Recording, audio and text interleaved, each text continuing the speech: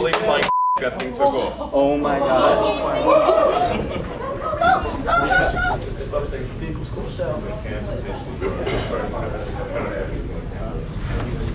All systems currently green.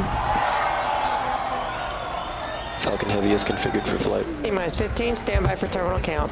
All right, guys. Final. 9, 10, 9, 8, Side booster mission. 6, 5, 4, 2, 1.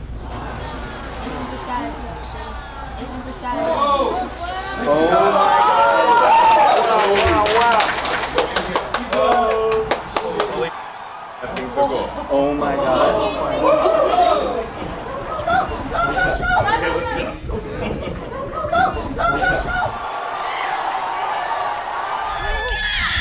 up. Do you see them both light up? Inside shut down. Side boosters.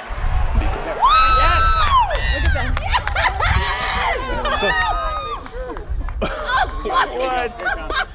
Look at that. That's unreal. Deployed.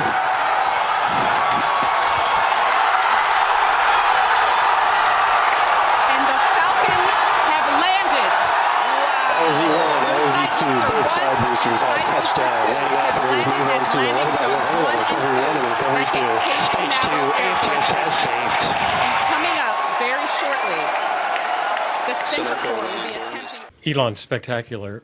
What did you learn? What did Falcon Heavy teach you? Teaches, I guess, told me like crazy things can come true. Like, cause he said like, I didn't really think this would work.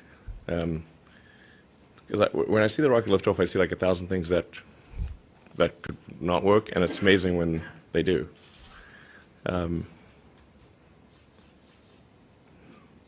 And I was really, seeing the two boosters land synchronized, really just like the simulation. I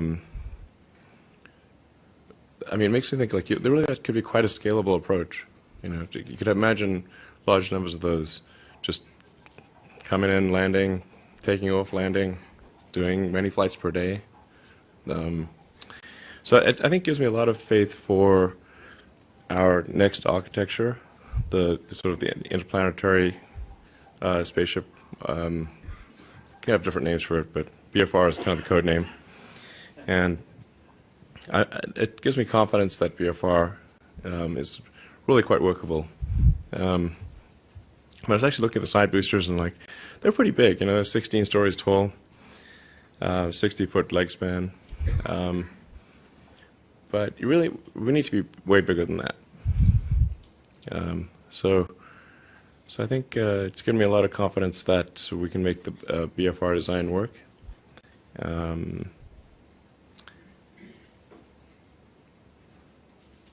Yeah, it's.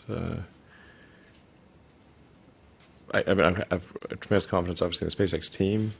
So I think we can really do this a lot, you know, and keep advancing the technology to achieve full and rapid reusability, which would have a profound effect on the future. And one of the interesting things about, say, Falcon Heavy versus Falcon 9 is that Falcon Heavy has the same level of expendability as Falcon 9.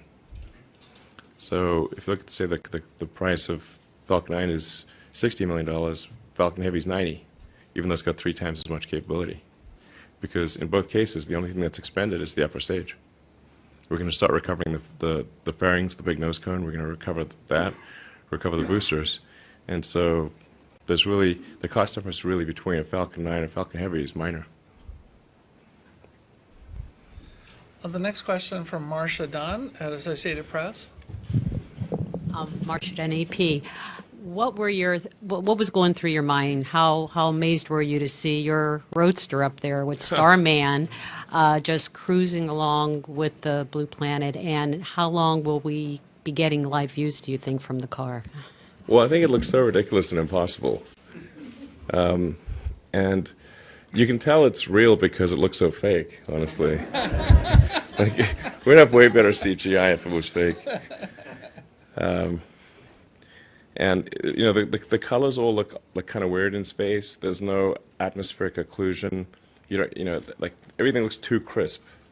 But we didn't really test any of those materials for, is it space hardened or whatever, So it just has the same seats that like a normal car has. It's just literally a normal car in space, which I kind of like the absurdity of that. And if you look closely, on the dashboard, there's a tiny roadster with a tiny spaceman.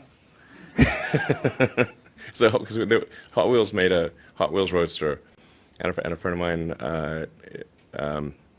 suggested, hey, why don't you put that Hot Wheels roadster with a tiny spaceman on the, in the car too? I'm like, that'd be cool. Sure. So we did that. I mean, it's kind of silly and fun, but I think that's, silly, fun things are important. And normally for a new rocket, they'd launch like a block of concrete or something like that. I mean, that's so boring. And I think that's just the imagery of it is something that's going to get people excited around the world. And it's still tripping me out. I mean, I'm tripping balls here. Nick, next question in the room. How about Brendan Byrne from WMFE, the NPR affiliate in Orlando? Yeah, congratulations, Elon. Great launch today. Where do you see the Falcon Heavy fitting into this launch industry? Is this something that is going to be for more national security? You see this for interplanetary missions? What's the future of Falcon Heavy? Yeah, the great thing is, so Falcon Heavy opens up a new class of payload. So it can launch more than twice as much payload as any other rocket in the world. So it's kind of up to customers what they might want to launch. But it can launch things direct to Pluto and beyond. No stop needed.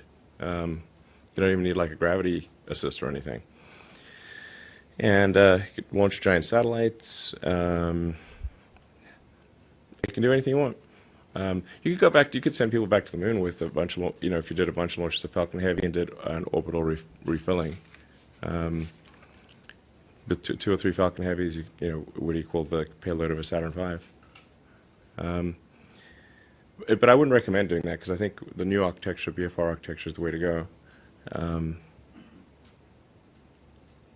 But I think it's going to open up a sense of possibility. I think it's going to encourage other companies and countries to say, hey, if SpaceX, which is a commercial company, can do this, and nobody paid for Falcon Heavy, it was paid for with internal funds, then they could do it too. So I think it's going to encourage other countries and companies to raise their sights and say, hey, we can do bigger and better, which is great. We want a new space race. Space races are exciting. How about one more in the room? How about Daryl Neal from the Fox affiliate here in Orlando? Mr. Musk, kind of talk us through your thought process as you were watching the launch. You said you were incredibly concerned about it. You just wanted to clear the pad because it kind of set expectations low. So talk me through as you were watching it. Yeah, I think this is true of anyone who's involved in closely in the design of something. You know all the ways they can fail, and that's like the sort of mental checklist that's scrolling through your mind. Is all the things that can break. I mean, there's thousands of things that can go wrong, and everything has to go right once the rocket lifts off. There's no opportunity to do a recall or upload a software fix or anything like that. It's either passing grade is 100%, at least for the ascent phase.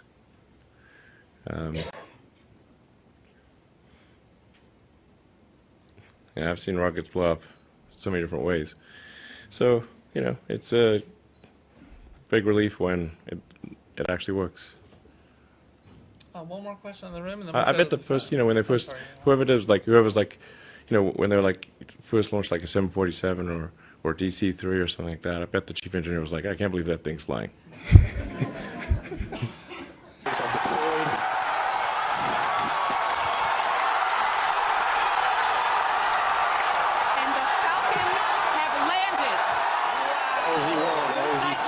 side boosters all touched down. Landing off the move on to 11 by 1, recovery 1, and recovery 2. 8-2. Coming up very shortly, the Center Core will be attempting its landing on the autonomous spaceport drum ship. You may also be hearing the second engine cut off.